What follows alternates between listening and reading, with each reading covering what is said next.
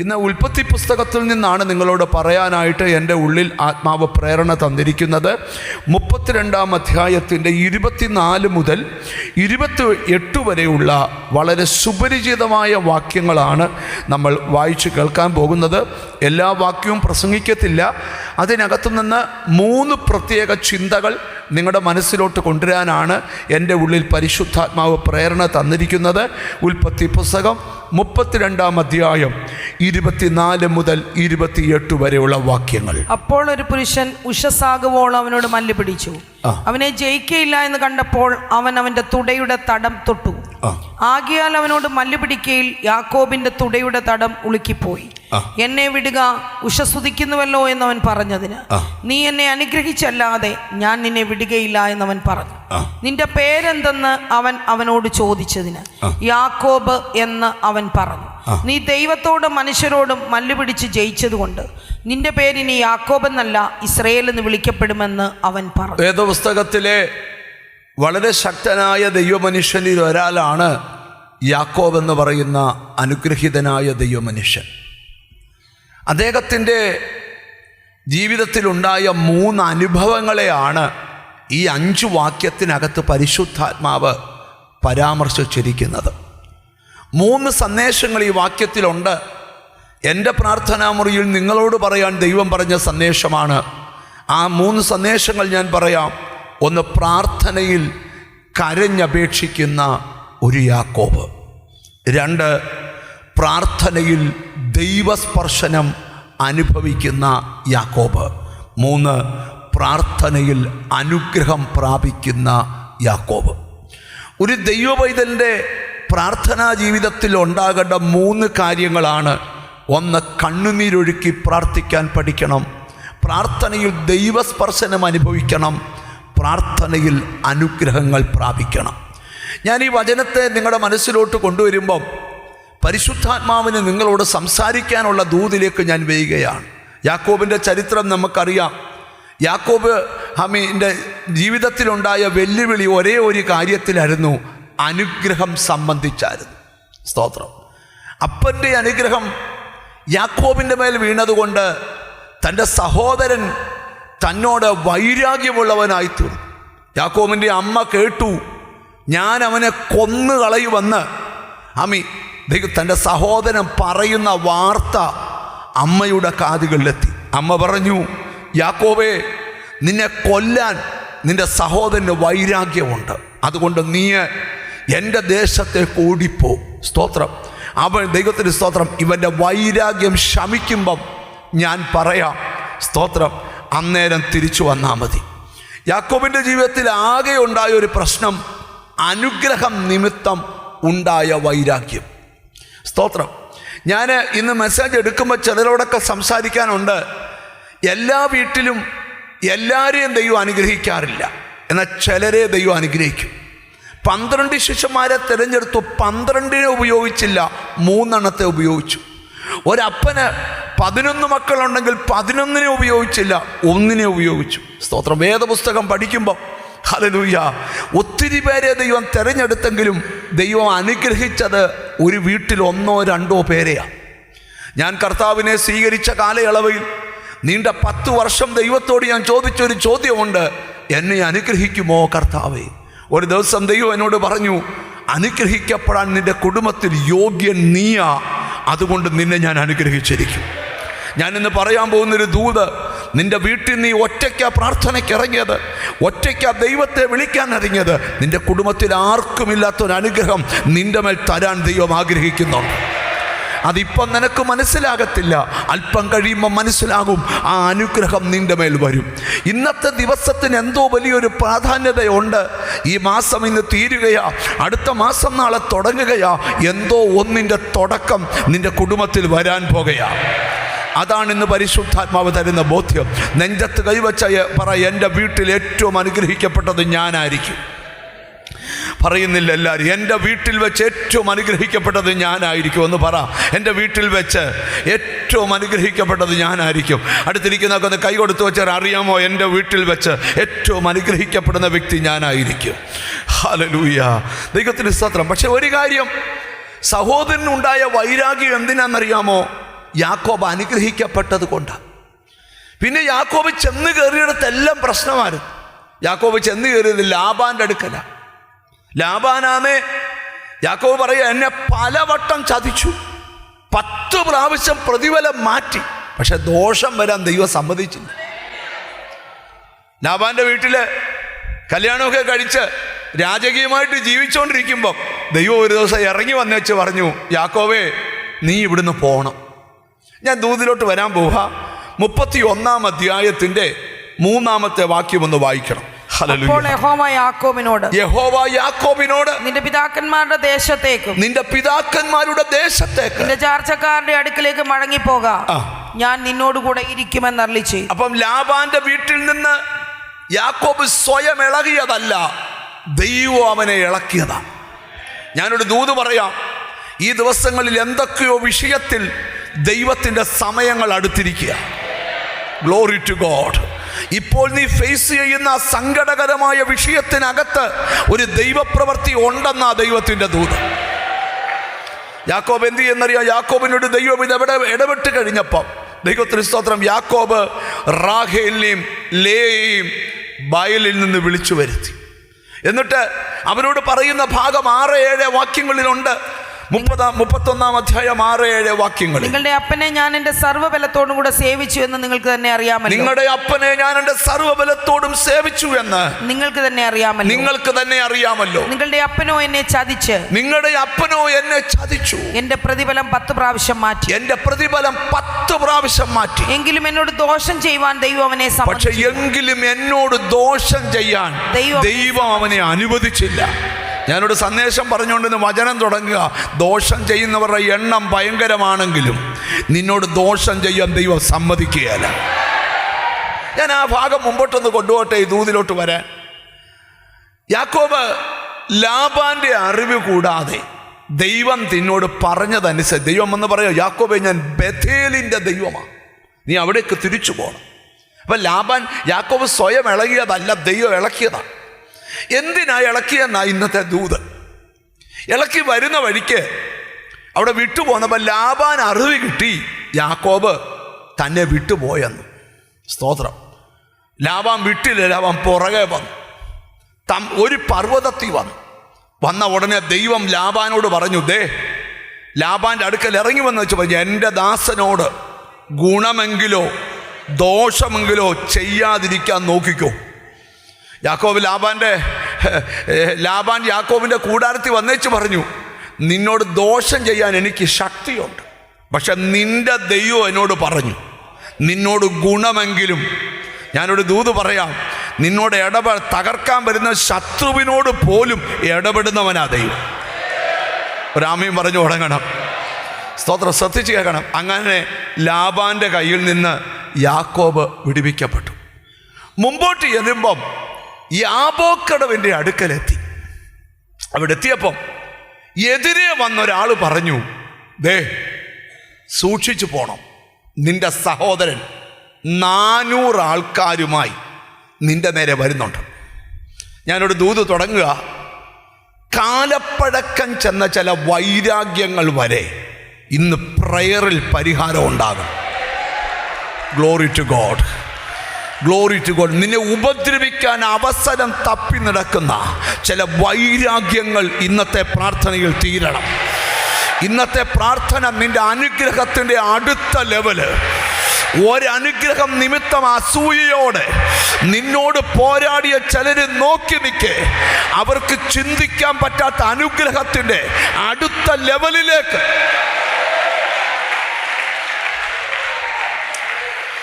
ഈ അടുത്തിരിക്കുന്ന ആളോടൊരു വിശ്വാസം ചോദിച്ച്, ഇനിയും ദൈവം നിന്നെ അനുഗ്രഹിക്കുമെന്ന് വിശ്വാസം ഉണ്ടോ എന്ന് ചോദിച്ചു. ചിരിച്ചോണ്ടൊക്കെ ചോദിക്കുക, ഇനിയും. ജീസസ് എന്തുവാ? ഇനിയും. ഇപ്പോൾ ഉള്ളതിൻ്റെ കൂടെ ഒരു പുതിയ അനുഗ്രഹം കൂടെ ദൈവം ആഡ് ചെയ്യുമെന്ന് ഇന്ന് വിശ്വസിക്കുന്നുണ്ടോ? ഇപ്പോൾ ആർക്കുമില്ലാത്ത പ്രതിസന്ധി നിനക്ക് വന്നത്, ആർക്കുമില്ലാത്ത ഭയം നിനക്ക് വന്നത്, ആർക്കുമില്ലാത്ത എതിരാളി നിനക്ക് നേരെ വരുന്നത് നിന്നെ തീർക്കാനല്ല. ഇതുവരെ പ്രാർത്ഥനയിൽ നടക്കാത്തൊരു കാര്യം ഇന്നത്തെ പ്രാർത്ഥനയിൽ നടക്കും. Oh thank you Holy Spirit, thank you Holy Spirit. ആരോടൊക്കെയോ ദൈവം സംസാരിക്കുക. നീ ജനിച്ചിട്ട് ഇതുവരെ നടക്കാത്ത ചില കാര്യങ്ങൾ ആ യാക്കോബിന്റെ പ്രാർത്ഥന നടന്ന പോലെ നിന്റെ പ്രാർത്ഥനയും നടക്കാൻ പോവുകയാണ്. സ്തോത്രം. ഞാനൊരു ശബ്ദം ദൈവത്തിൽ നിന്ന് കേൾക്കുന്നു. ചില വൈരാഗ്യങ്ങൾക്ക് പരിഹാരമുണ്ടാകുന്ന ദിവസമായി.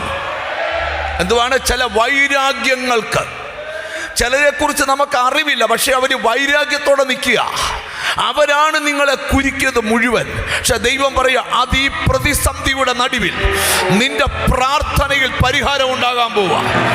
ഓ യേശുവിൻ്റെ നാമത്തിൽ ആരോടൊക്കെയോ ദൈവം സംസാരിക്കുക. ഇന്ന് തലപൊക്കി നിൽക്കുന്ന ചില വെല്ലുവിളികൾ നിന്നെ തകർക്കാനല്ല, ഇത് ദൈവമാ നിന്നെ ഇളക്കിക്കൊണ്ട് വന്നേ. ഇതിന് പരിഹാരം ഉണ്ടായേ പറ്റൂ.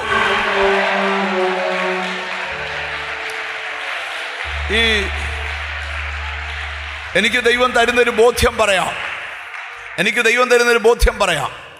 ഒരനുഗ്രഹം നിമിത്തം യാക്കോബിൻ്റെ ജീവിതത്തിൽ ഒരു എതിരാളി ഉണ്ടായെങ്കിൽ ആ എതിരാളിയുടെ മുമ്പിൽ വെച്ച് തന്നെ അടുത്ത ലെവലിൽ അനുഗ്രഹം ഇറങ്ങാൻ പോവാ.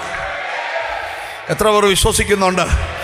എന്നോട് ഹോളി സ്പിരിറ്റ് പറയുന്ന, ആർക്കും ഇല്ലാത്ത പ്രതിബന്ധം നിനക്ക് വന്നത് തമ്പുരാൻ നിന്നെ മറന്നതല്ല.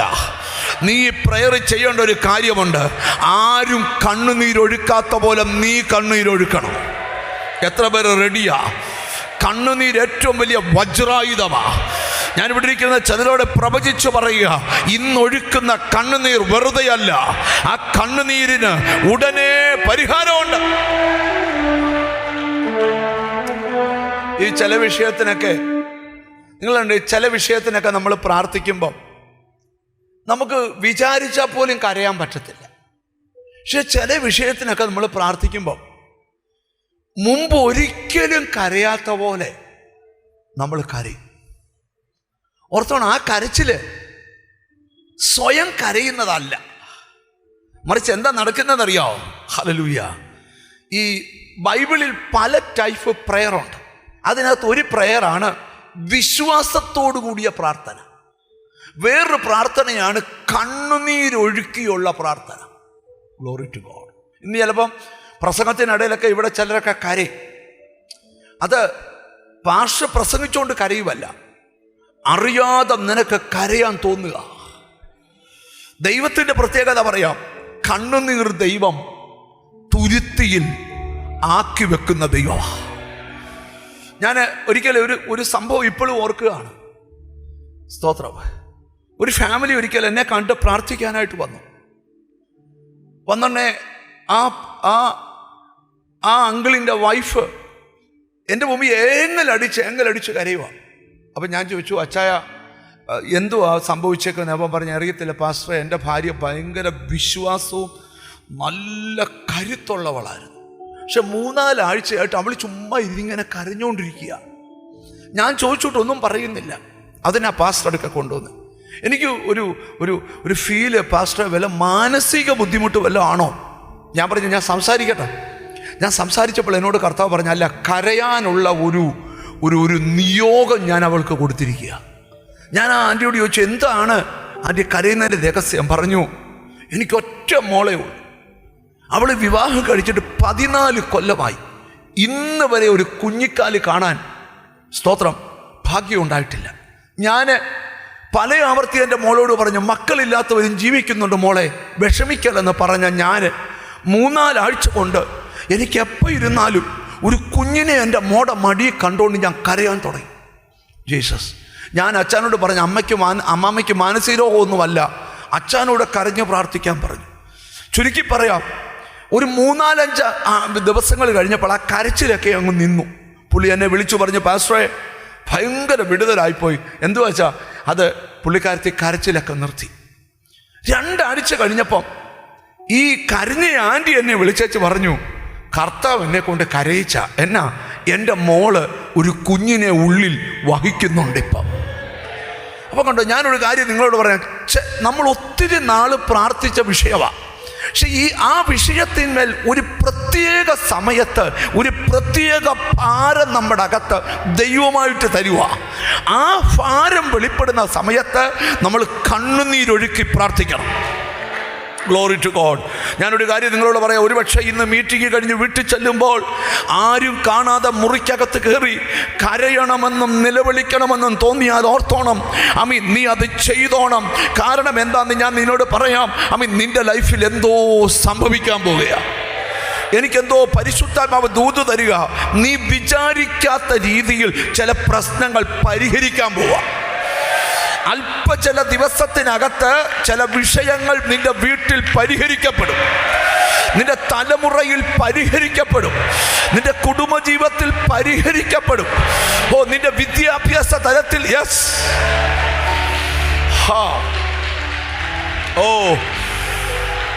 ഞാനിന്ന് വചനം കേൾക്കുന്നവരോട് പരിശുദ്ധാത്മാവിൽ ഒരു കാര്യം പറയാം. എനിക്കൊരു കാര്യം ബോധ്യപ്പെടുക. Glory to God. വർഷങ്ങളായി പരിഹരിക്കാതെ കിടന്ന ചില വിഷയങ്ങൾ ഈ ദിവസങ്ങളിൽ നിന്റെ കൺമുമ്പിൽ പരിഹരിക്കപ്പെടും. ചില വൈരാഗ്യങ്ങൾ ചുംബനങ്ങളായി മാറും.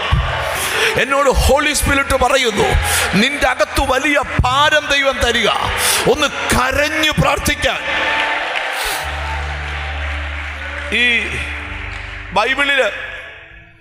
ബൈബിള് നമ്മൾ പഠിക്കുമ്പം എല്ലാവരും കരഞ്ഞതായിട്ട് ബൈബിളിലില്ല. പക്ഷെ ചിലര് കരഞ്ഞ ചരിത്രമുണ്ട്. നിങ്ങൾ കണ്ടോണം, അവർ എപ്പോൾ കരഞ്ഞോ ആ കരഞ്ഞ വിഷയത്തിന് ദിവസം കഴിഞ്ഞപ്പോൾ കർത്താവ് മറുപടി കൊടുത്തു. Glory to God. ഒരു പുരുഷൻ ഉഷസാകുവോളം അവനോട് മല്ല് പിടിച്ചു.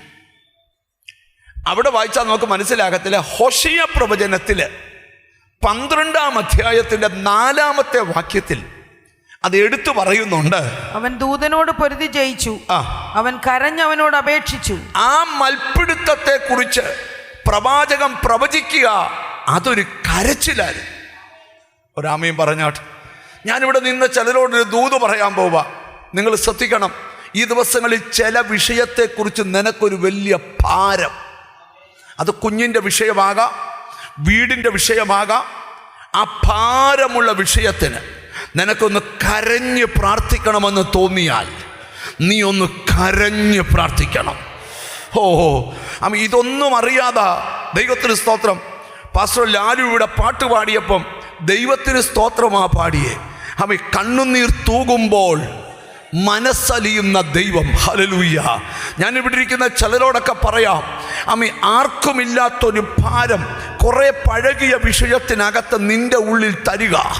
എന്തിനാണെന്നറിയാമോ? യാക്കോബേ, നീ ഇങ്ങനെ ഇരുന്നാ പോരാ. നിന്റെ പേര് മാറ്റാൻ സമയമായി. നിന്റെ അനുഗ്രഹത്തിന്റെ ലെവല് മാറ്റാൻ സമയമായി. നീ ദൈവസ്പർശനം അനുഭവിക്കാൻ സമയമായി. സ്തോത്രം, സ്തോത്രം.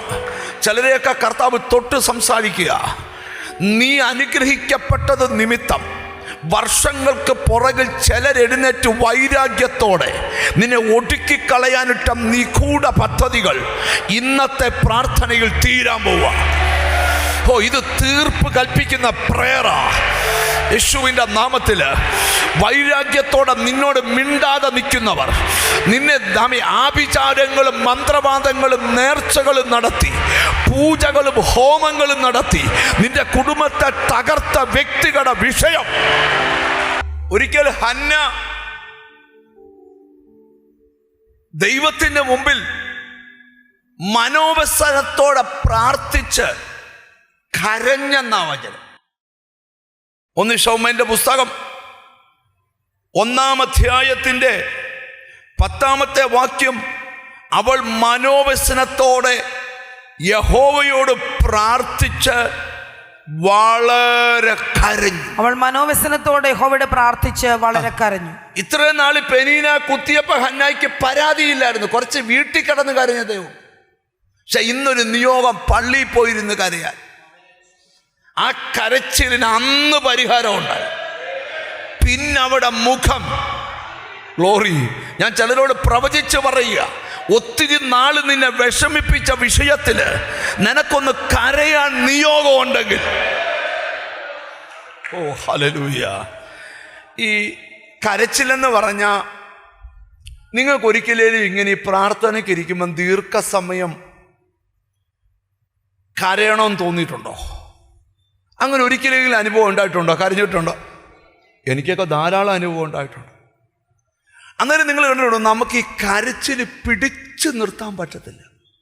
ആരിയ്ക്കുന്നൊന്നും തോന്നത്തില്ല. നമ്മൾ ചിലപ്പോൾ അറിയാതെ പരിസരം മറന്ന്. പക്ഷെ ഞാനൊരു കാര്യം പറയാം, എന്ന് ദൈവം മുമ്പിൽ കരഞ്ഞിട്ടുണ്ടോ അന്നെല്ലാം വിടുതൽ പ്രാപിച്ചു. ദൈവത്തിൻ്റെ പ്രത്യേകത, അവൻ കണ്ണുനീരിനെ മറികടക്കത്തില്ല. Glory to God. Okay, Hannah മനോവ്യസനത്തോടെ കരഞ്ഞു. ശൗമേൽ ബാലനെയും കൊണ്ട് ഏലിയുടെ അടുക്കൽ വന്നിട്ട് പറയുക, കുറച്ച് നാളുകൾക്ക് മുമ്പ് ഇവിടെ അങ്ങയുടെ അടുക്കൽ നിന്ന് കരഞ്ഞ സ്ത്രീ ഞാനാ. ഇന്ന് ആ കരച്ചിലിന്റെ മറുപടിയും കൊണ്ട് വള്ളി വന്നേക്കുക. വിശ്വാസം ഉണ്ടല്ലോ, സ്തോത്രം ചെയ്യാവൂ. എന്നോട് ദൈവത്തിൻ്റെ ആത്മാവ് ഒരു ദൂത് തരുന്നു. ഒരിക്കലും തീരാത്ത ചില വിഷയം ഇന്നത്തെ പ്രയറിൽ തീരും. ഒരിക്കലും പ്രാർത്ഥിക്കാത്ത പോലെ ഇന്ന് നീ പ്രാർത്ഥിക്കണം. ഒരിക്കലും കരയാത്ത പോലെ ഇന്ന് നീ കരഞ്ഞ് പ്രാർത്ഥിക്കണം. ആ കരഞ്ഞ് പ്രാർത്ഥിക്കുന്നത്, ഒരു രാജാവിന് മരിക്കത്തക്ക രോഗം പിടിച്ചു. എന്നെ ശ്രദ്ധിച്ചാൽ മതി, അതൊന്നും അല്ല പ്രസംഗിക്കാൻ പോകുന്നു. പ്രവാചകൻ വന്ന് പറഞ്ഞു, ഗ്രഹകാര്യം ക്രമപ്പെടുത്തിക്കോ, നീ മരിച്ചു പോവും. അവൻ ചെയ്ത് കേൾക്കണോ? സ്തോത്രം. ആ കൊട്ടാരത്തിന്റെ ഭിത്തിയിൽ ദൈവത്തിന് വേണ്ടി ചെയ്തത് എഴുതിയിട്ടേക്കുക. മുഖം തിരിച്ച് ഒരൊറ്റ കരച്ചില്. നിങ്ങൾ കേൾക്കണേ, വാളെടുത്തവന്റെ തല വെട്ടടാന്ന് പറയാൻ അധികാരമുള്ള രാജാവിന് അറിയാം, വാളിനേക്കാൾ മൂർച്ച കണ്ണീരിനാ. ഒരാമയും വരുന്നില്ല. അടുത്ത ദൂത് കേട്ടോ, പ്രവചിച്ചവൻ നടുമുറ്റം വിടുമ്പോ ദൂത് തിരിച്ചു വന്നു, ചെന്നു പറ യേശുവിന്റെ നാമത്തില്. ചിലരോട് ദൈവാത്മാവ് ദൂത് പറയാം, ഇപ്പടി ഇന്ന് നീ പ്രാർത്ഥനയ്ക്ക് വരുമ്പോഴും വൈരാഗ്യത്തോടെ നിൽക്കുന്ന ചിലർ, നിന്റെ സകല പ്രശ്നത്തിനും കാരണം അവരാ. അത് പ്രയറിൽ തീരാൻ പോവാ. നിന്റെ വീടിന്റെ അന്തരീക്ഷം മാറാൻ പോവാ. ഓ, ഏറ്റെടുക്കാൻ കഴിയുന്നവർ ഏറ്റെടുത്തേ. Glory to God, glory to God. ഇത് പരിഹാരത്തിന്റെ ദിവസമാ. ഇത് പരിഹരിക്കപ്പെടുന്ന ദിവസമാ. ശ്രദ്ധിക്കണം. അപ്പൊ യാക്കോബ് ഇങ്ങനെ പ്രധാന ഭാഗത്തോട്ടാ വരുന്നത്. യാക്കോബ് ഇങ്ങനെ കരഞ്ഞു. സത്യത്തിൽ യാക്കോബ് പേടിച്ചിട്ട് അവിടെ പ്രാർത്ഥിക്കുന്നത്. എന്തുവാ പേടിച്ചിട്ട്? ആരെ പേടിച്ചേക്കുക? അമ്മ പറഞ്ഞ അറിവുണ്ട്, നിന്നെ കൊല്ലുമെന്ന് പറഞ്ഞ് അവൻ നിൽക്കുക. അതൊക്കെ വായിക്കാൻ പോകുന്ന നേരമില്ല, കാരണം അതാ ഈ ഭാഗം വേറെ ആയോണ്ട്. ഇപ്പൊ എത്ര കഴിഞ്ഞു? എന്നിട്ടും 400 ആളുമായിട്ട് വരിക, പേടിച്ചിട്ടൊരു കരച്ചിൽ. ഈ കരച്ചിലിൽ ഒരു കാര്യം നടന്നു. ഞാൻ നിങ്ങളോടൊരു കാര്യം, പ്രയർ എന്ന് പറഞ്ഞാൽ മാജിക് അല്ല. പ്രയറിനകത്തെ പ്രത്യേകത പറയാം. പ്രയറിനകത്ത് ഏറ്റവും കൂടുതൽ നടക്കുന്ന ഒരു കാര്യമാണ്, പ്രാർത്ഥനയിൽ ഒരുവൻ ദൈവത്തോട് ലയിച്ചു ചേരുമ്പോൾ പ്രാർത്ഥിക്കുന്നവനെ ദൈവം സ്പർശിക്കും. സ്തോത്രം. അതാ ഇന്ന് നിങ്ങളോട് പറയുന്ന ദൂത്. സ്തോത്രം. അടുത്തിരിക്കുന്ന ആളെ ഒന്ന് തൊട്ടച്ച് ഒരു പ്രാർത്ഥനയിൽ ദൈവസ്പർശനം അനുഭവിക്കാൻ ആഗ്രഹിക്കുന്നുണ്ടോ? Glory to God. പ്രാർത്ഥനയിൽ എന്തുവാ? ഓ ഹല്ലേലൂയ. നീ ഇന്ന് കൊണ്ടുവന്ന മുഴുവൻ വിഷയവും മഞ്ഞുരുകുന്ന പോലെ ഉരുകും. നിന്നെ ദൈവം ഒന്ന് സ്പർശിച്ചാൽ മതി. ഒന്ന് ശൗമേന്റെ പുസ്തകം 1-ാം അധ്യായത്തിന്റെ 10-ാമത്തെ വാക്യം. അവൾ മനോവ്യസനത്തോടെ യഹോവയോട് പ്രാർത്ഥിച്ച് വളരെ കരഞ്ഞു. അവൾ മനോവ്യസനത്തോടെ യഹോവയോട് പ്രാർത്ഥിച്ച് വളരെ കരഞ്ഞു. ഇത്രയും നാൾ പെനീന കുത്തിയപ്പോ ഹന്നായ്ക്ക് പരാതിയില്ലായിരുന്നു, കുറച്ച് വീട്ടിൽ കിടന്ന് കരഞ്ഞതേ ഉള്ളൂ. പക്ഷെ ഇന്നൊരു നിയോഗം, പള്ളിയിൽ പോയിരുന്ന് കരയാൻ. ആ കരച്ചിലിന് അന്ന് പരിഹാരം ഉണ്ടായി. പിന്നെ അവിടെ മുഖം. ഗ്ലോറി. ഞാൻ ചിലരോട് പ്രവചിച്ച് പറയുക, ഒത്തിരി നാൾ നിന്നെ വിഷമിപ്പിച്ച വിഷയത്തില് നിനക്കൊന്ന് കരയാൻ നിയോഗം ഉണ്ടെങ്കിൽ അപ്പോൾ ഒരു പുരുഷൻ ഉഷസാകുവോളം അവനോട് മല്ലു പിടിച്ചു. ആരോട്? യാക്കോബിനോട് ഒരു ദൂതൻ എന്ത് ചെയ്തു? മല്ലു പിടിച്ചു. അവനെ ജയിക്കയില്ല എന്ന് കണ്ടപ്പോൾ അവൻ അവന്റെ തുടയുടെ തടം തൊട്ടു. ആര് തൊട്ടു? ദൂതൻ തൊട്ടു. ആരെ തൊട്ടു? ആരെ ജയിക്കയില്ലെന്ന് കണ്ടപ്പോ. കരഞ്ഞവനെ ജയിക്കാൻ പറ്റിയില്ലെന്ന്. ഒരു ദൂതന്റെ ശക്തി ബൈബിളിലുണ്ട്. അശൂർ പാളയത്തിലൂടെ ഒന്നിറങ്ങി നടന്നപ്പം 1,85,000 പേരുടെ തല കൊയ്തു. പക്ഷെ കരഞ്ഞ ഭക്തനെ ദൂതന് ജയിക്കാൻ പറ്റിയില്ലെന്ന്. Oh, glory to God, glory to God, glory to God.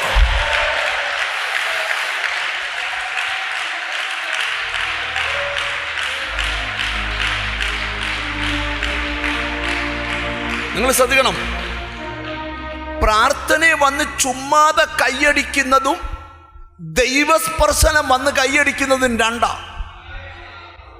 ചില ദിവസം നമ്മൾ കണ്ടിട്ടില്ലയോ, ചില ദൈവദാസന്മാരൊക്കെ വരുമ്പോഴേ നമ്മൾ ശാന്തമായിട്ട് ഇരിക്കാനാ വരുന്നേ. ചിലപ്പോൾ ചാടി എഴുന്നേക്കും, ചിലപ്പോൾ കൈയടിക്കും, ഉറക്ക ഹല്ലേലൂയ പറയും. പിന്നെ നമ്മൾ ലൈവ് കാണുമ്പോൾ വിചാരിക്കും അത്രയും വേണ്ടായിരുന്നെന്ന്. അന്നേരം അങ്ങനെ ചെയ്യാൻ കാരണം എന്താ?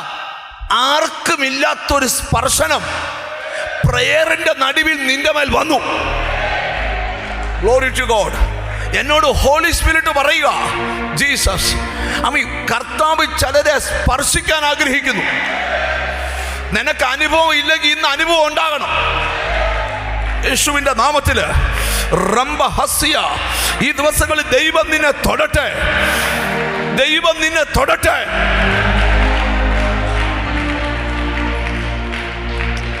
ഞാൻ ഇന്നലെ രാത്രി കടന്നുറങ്ങുമ്പം ഒരു സ്വപ്നം കണ്ടു.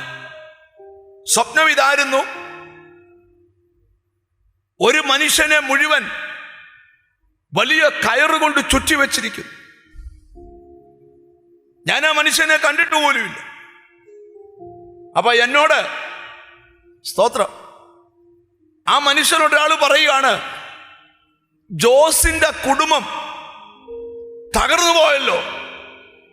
ഞാൻ രാവിലെ എൻ്റെ ഈ ഫോണിലെ കോൺടാക്ട് മുഴുവൻ എടുത്തു നോക്കിയപ്പോൾ ഒരിടത്ത് പോലും ജോസിനെ കാണുന്നില്ല. ഞാൻ ഓർത്ത്, എൻ്റെ കർത്താവ് എന്നായിരിക്കും ഇന്നിനിയും പ്രസംഗത്തിൽ പറയാനായിരിക്കും എന്നൊക്കെ വിചാരിച്ചിരിക്കുമ്പോൾ രാവിലെ UK എന്നൊരു പെൺകുട്ടി എന്നെ വിളിച്ചിട്ട് പറഞ്ഞു, പാസ്റ്ററെ, എനിക്ക് ഭയങ്കരമായിട്ട് ഇന്നലെ രാത്രി ഞാൻ സ്വപ്നം കണ്ടു, പാസ്റ്റർ എനിക്ക് വേണ്ടി പ്രാർത്ഥിക്കുന്നു. അവിടെ വേണ്ടുന്നില്ല. അപ്പം ഞാൻ പറഞ്ഞു, മോളെ, ഞാനൊരു സ്വപ്നം കണ്ടു. കയറ് മുഴുവൻ ചുറ്റി വെച്ചേക്കുന്ന ഒരാള്, ജോസെ നിന്റെ അയ്യോ, എൻ്റെ ദൈവമേ, ജോസ് എൻ്റെ അപ്പനാ. ഗ്ലോറി. ഞാൻ നിങ്ങളോടൊരു കാര്യം പറയാം. വെളിപ്പാടില് കഴിഞ്ഞ ദിവസം ഞങ്ങളുടെ ഫാമിലി പ്രെയർ നടക്കുമ്പോൾ പാസ്റ്റർ ലിനി മുട്ട നിന്ന് പ്രാർത്ഥിക്കുമ്പോൾ ഒരു ദർശനം കണ്ടു. ജോഷി പാസ്റ്റർ ഇന്ന് വരെ പറയാത്ത ജോഷി പാസ്റ്റർ എന്ന് ലിനിയുടെ തലയെ തൊട്ട് ചോദിച്ചു, വെളിപ്പാടുണ്ട്, ഇപ്പൊ പറയണമെന്ന്. എനിക്ക് വിഷയം എന്ത് പറഞ്ഞെന്നല്ല, അതെങ്ങനെ പാസ്റ്റർ ജോഷി അറിഞ്ഞു? ഗ്ലോറി. വെളിപ്പാടിന്റെ കണക്ഷൻസ് ഭയങ്കര. ഇപ്പോഴുള്ള പരാജയം ഒന്നും നീ നോക്കണ്ട. ഈ പരാജയമെല്ലാം ഉടനെ മാറും. നീ ഒരു ദൈവസ്പർശനം അനുഭവിച്ചാൽ നിന്റെ ജീവിതത്തിൽ ഒരു കുറവുണ്ട്, വെളിപ്പെടുത്തി തരിക, കുറവുണ്ട്. ആ കുറവ് ഇന്ന് പരിഹരിക്കും. എന്താ കുറവെന്നറിയാമോ? നീ കൈയടിക്കുന്നവനാ, പാട്ട് പാടുന്നവനാ, അന്യഭാഷ പറയുന്നവനാ, പ്രവചനം കേട്ടിട്ടുള്ളവനാ, സ്വപ്നം കാണുന്നവനാ. ഒരു കുറവുണ്ട്. വ്യക്തിപരമായി ഇതുവരെ ദൈവസ്പർശനം ഉണ്ടായിട്ടില്ല. പക്ഷെ ഇന്ന് നിനക്കൊരു സ്പിരിച്വൽ എൻകൗണ്ടർ ഉണ്ടാകാൻ പോവാ. ദൈവം നിന്നെ ഒരിക്കലും മറക്കാനൊക്കാത്ത ഒരു ചൂടടയാളം. നിൽക്കുന്നവർ നിന്നോണ്ട്, ഇരിക്കുന്നവർ ഇരുന്നോണ്ട്. ഒരു മിനിറ്റ് ശ്രദ്ധിച്ചേ. നിനക്ക് വിശ്വാസമുണ്ടോ? ദൈവം നിന്നെ തൊടാൻ കൊതിക്കുന്നു. യാക്കോബേ, നിന്നെ ദൈവം തൊട്ടാൽ നിന്റെ തൊടയുടെ തടം ഉളുക്കും. ഇരുന്നാട്ട് പറയാം. ദൈവം പറയാ, നിന്റെ എതിരാളിയെ കാണുമ്പോൾ നീ ഓടണ്ട. അങ്ങനല്ല വിടുതൽ നടക്കാൻ പോകുന്നേ. എത്ര പേർക്ക് കൊതിയുണ്ട് എനിക്ക് ഒരു ദൈവസ്പർശനം? ചിലരെ ദൈവം കയ്യിലിട്ട് ലാളിക്കാൻ പോവാ.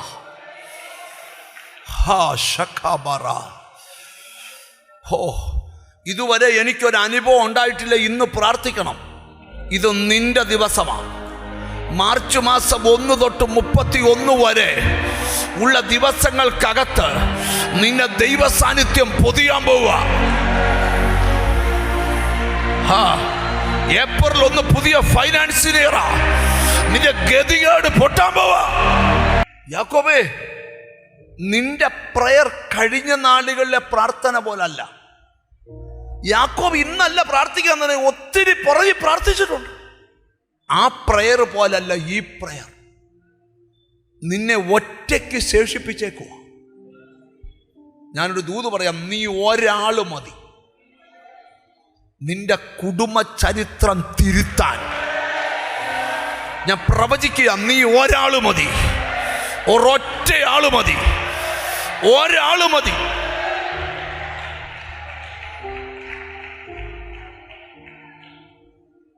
നിങ്ങൾ ശ്രദ്ധിക്കണം, ആ മനുഷ്യനെ ദൈവം തൊട്ടു. ഈ ബൈബിൾ നമ്മൾ പഠിക്കുമ്പോൾ ഈ ദൈവത്തിൻ്റെ സ്പർശനത്തിലോട്ട് വരുമ്പോഴാണ് നമ്മളിൽ പലരും നിയന്ത്രണം വിട്ടുപോകുന്നത്.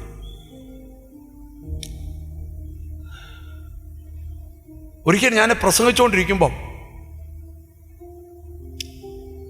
എൻ്റെ തോളെ വന്ന് കർത്താവ് ഒരു പിടി പിടിച്ചു. മാസങ്ങളോളം ആ കൈ എൻ്റെ തോളയിലുണ്ടായിരുന്നു.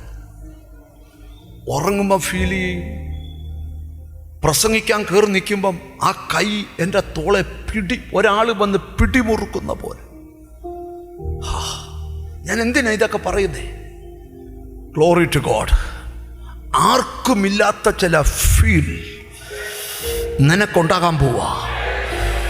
നീ ഒരാളെ കൊണ്ട് നിന്റെ വീടിൻ്റെ ചരിത്രം തിരുത്തിക്കും കർത്താവ്.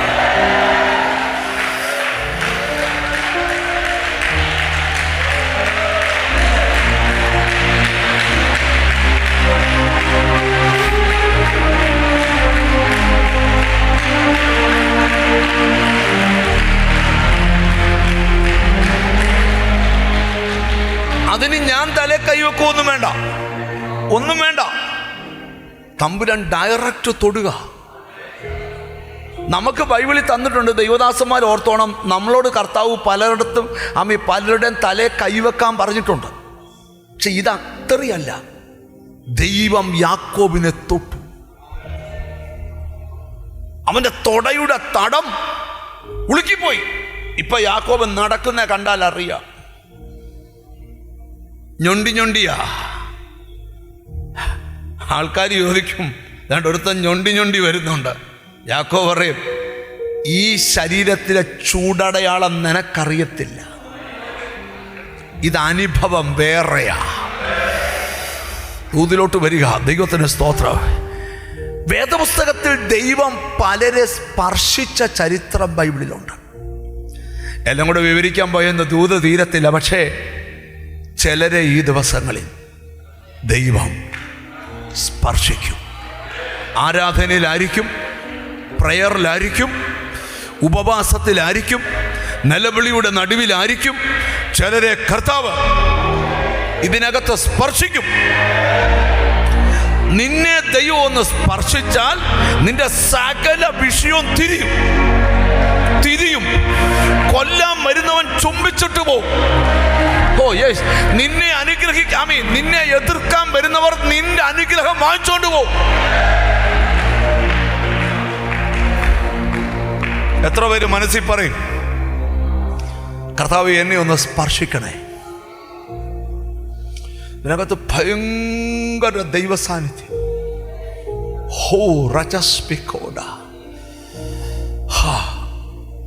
ഏലിയാവിൻ്റെ മേൽ നിന്ന് വീണ പുതപ്പ് എലീശ എടുത്തു ചുറ്റിയതുപോലെ ഇന്നലെ ചിലരെ ദൈവസാന്നിധ്യം ഇങ്ങനെ കയറി ചുറ്റുക.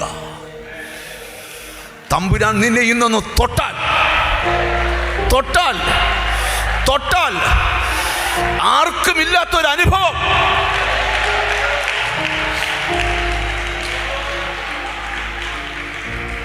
ഒരിക്കൽ ദാനിയേൽ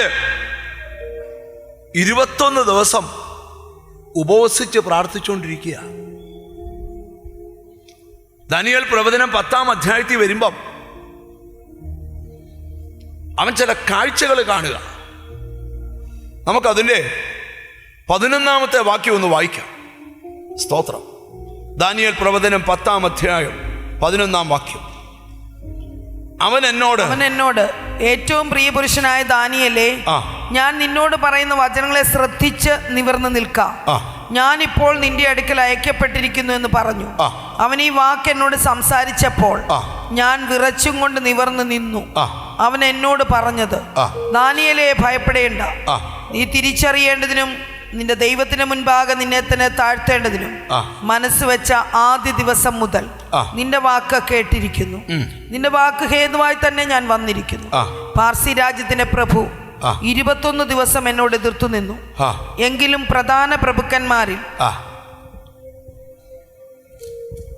ഒരുത്തനായ മിഖായേൽ എന്നെ സഹായിപ്പാൻ വന്നു.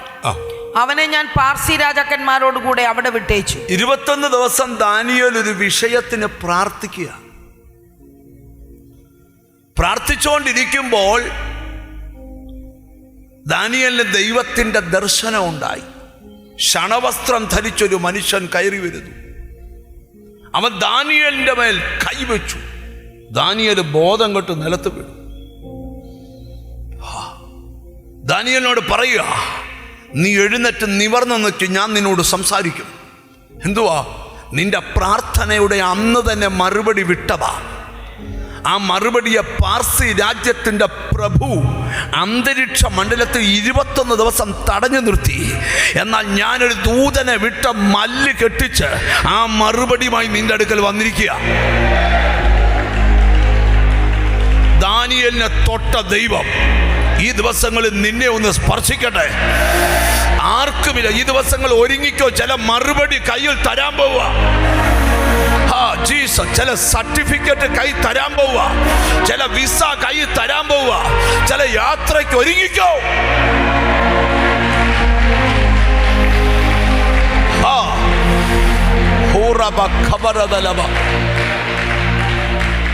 ഒരു ദൈവസ്പർശനം ഉണ്ടായാൽ ഗ്ലോറി ടു ഗോഡ്. വെളിപ്പാട് പുസ്തകത്തിൽ പത്മോസ് ദ്വീപിൽ യോഹന്നാൻ കിടക്കുമ്പം ദൈവത്തെ കണ്ടിട്ട് യോഹന്നാൻ മരിച്ചവനെ പോലെയായി അവന്റെ കാൽക്കൽ വീണു. അവന്റെ വലം കൈ എൻ്റെ മേൽ വെച്ചു. ആര്? ദൈവത്തിന്റെ വലം കൈ യോഹന്നാന്റെ മേൽ വെച്ചു. ഭയപ്പെടേണ്ട, ഭയപ്പെടേണ്ട. ഞാൻ ആദ്യനും അന്ത്യനും ജീവനുള്ളവനുമാകുന്നു. ഞാൻ മരിച്ചവനായിരുന്നു, എന്നാൽ ഇതാ എന്നേക്കും ജീവിച്ചിരിക്കുന്നു. മരണത്തിന്റെയും പാതാളത്തിന്റെയും താക്കോൽ എന്റെ കയ്യിലുണ്ട്. യോഹന്നാനെ ദൈവം തൊട്ടു. ദാനിയേലിനെ ദൈവം തൊട്ടു. പുതിയ നിയമത്തിൽ വരുമ്പോൾ മറുരൂപ മലയുടെ നെറുകയിൽ ദൈവസാന്നിധ്യം കണ്ട് വീണ 3 അപ്പോസ്തലന്മാരെ ദൈവം തൊട്ടു. ഞാനിവിടെ ഇരിക്കുന്ന ചിലരോട് ദൂത് പറയാം, ഒരു ദൈവസ്പർശനം ഉടനെ ഉണ്ട്. ആർക്കുമില്ലാത്ത ചില അനുഭവം നിനക്കുണ്ടാകാൻ പോവുക. ആരുടെ ലൈഫിൽ ഉണ്ടാകാത്തൊരു ബ്രേക്ക് ത്രൂ. എത്ര പേര് കൊതിക്കുന്നുണ്ട് എനിക്കൊരു ദൈവസ്പർശനം? ഇതുവരെ ഇല്ലാത്തൊരു സ്പിരിച്വൽ ഫീലിംഗ്. ജീസസ് നിനക്ക് തന്നെ ഉറപ്പ് തരും നീ വിടുതൽ കിട്ടുമെന്ന്. നിനക്ക് തന്നെ ഉറപ്പ് തരും നിനക്ക് വിടുതൽ കിട്ടുമെന്ന്. അങ്ങനൊരു ഫീൽ ഇവിടുന്ന് പോകുന്ന സകല രോഗങ്ങളെ അഴിക്കുന്ന ദൈവശക്തി. ജീസസ്. എത്ര പേർ കൊതിക്കുന്നുണ്ട് എനിക്കൊരു ദൈവസ്പർശന വേണം, എനിക്കൊരു ദൈവസ്പർശനം വേണം. ഇന്ന് നിന്നെ സ്പർശിക്കാതെ ദൈവം ഇവിടുന്ന് പോകത്തില്ല. നിന്റെ ഹാർട്ടിൻ്റെ ബ്ലോക്കിനെ മാറ്റി, നിന്റെ കിഡ്നിയുടെ സിസ്റ്റിനെ മാറ്റി, നിന്റെ ലിവർ സിറോസിസ് മാറ്റി, നിന്റെ കുഞ്ഞിനെ കൊണ്ടു നടക്കുന്ന ദുരാത്മാവ് ഇന്ന് അറസ്റ്റാവും. നിന്റെ സന്തതി ദൈവസ്പർശനം അനുഭവിക്കാൻ പോവുക. നീ ദൈവസ്പർശനം അനുഭവിക്കാൻ പോവുക. യെസ്.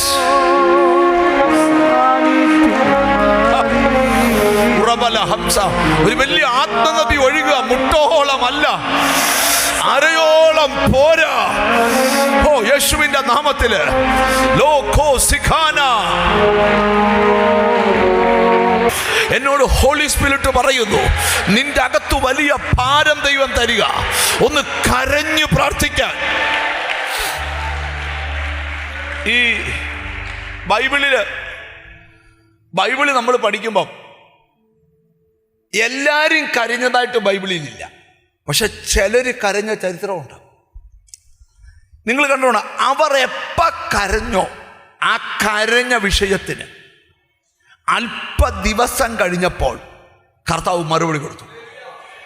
Glory to God. ഒരു പുരുഷൻ ഉഷസാകുവോളം അവനോട് മല്ല് പിടിച്ചു.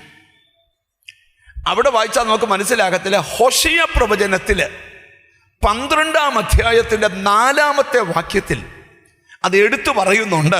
അവൻ ദൂതനോട് പൊരുതി ജയിച്ചു, അവൻ കരഞ്ഞവനോട് അപേക്ഷിച്ചു.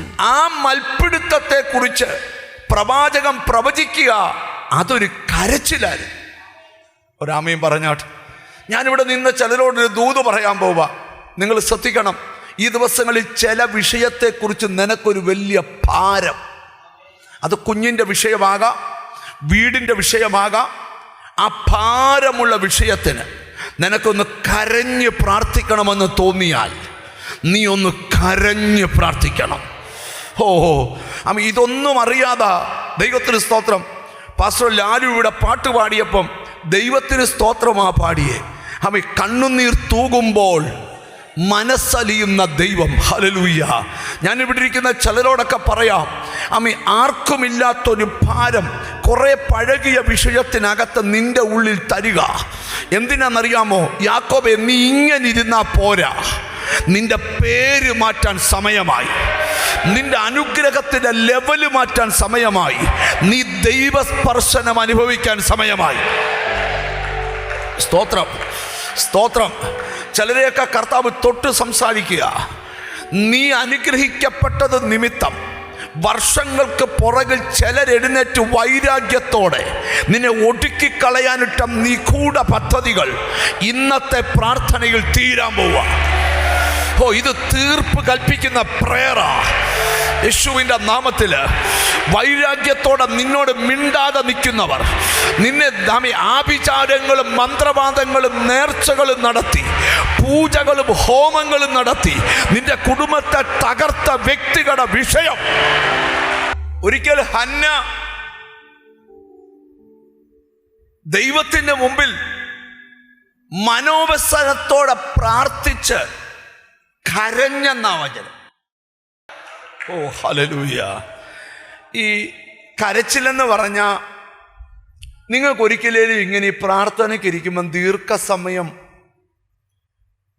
കരയണമെന്ന് തോന്നിയിട്ടുണ്ടോ? അങ്ങനെ ഒരിക്കലെങ്കിലും അനുഭവം ഉണ്ടായിട്ടുണ്ടോ? കരഞ്ഞിട്ടുണ്ടോ? എനിക്കൊക്കെ ധാരാളം അനുഭവം ഉണ്ടായിട്ടുണ്ട്.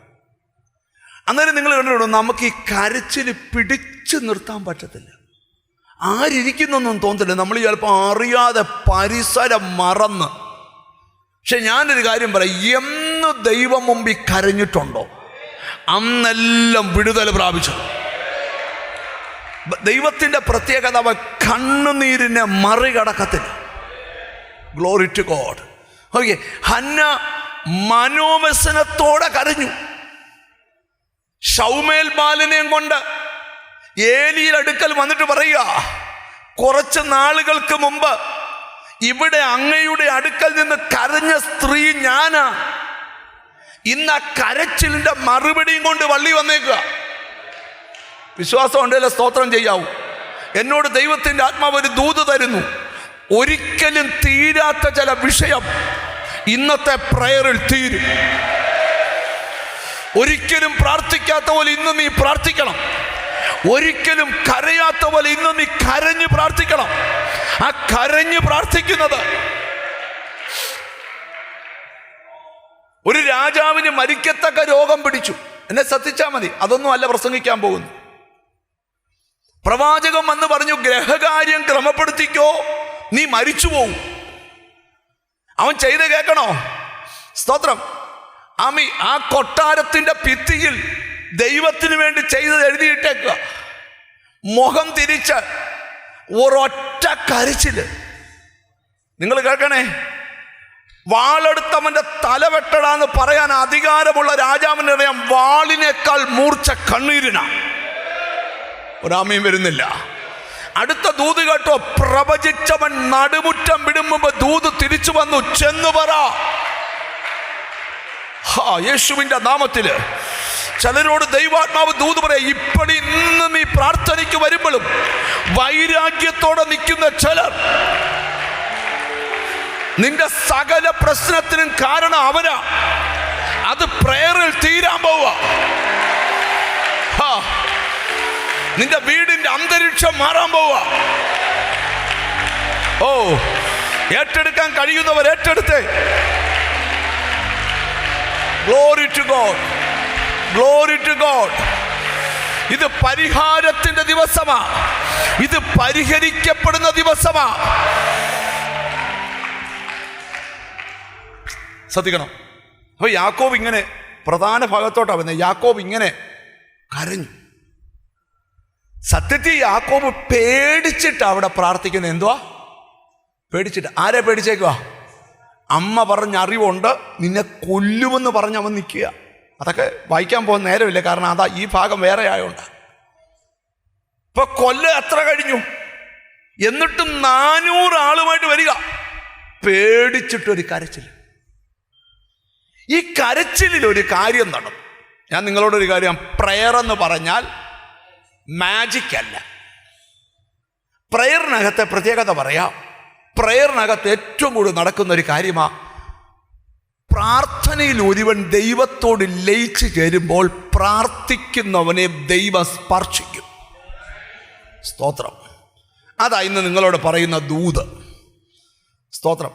അടുത്തിരിക്കുന്ന ആളെ ഒന്ന് തൊട്ടു, പ്രാർത്ഥനയിൽ ദൈവസ്പർശനം അനുഭവിക്കാൻ ആഗ്രഹിക്കുന്നുണ്ടോ?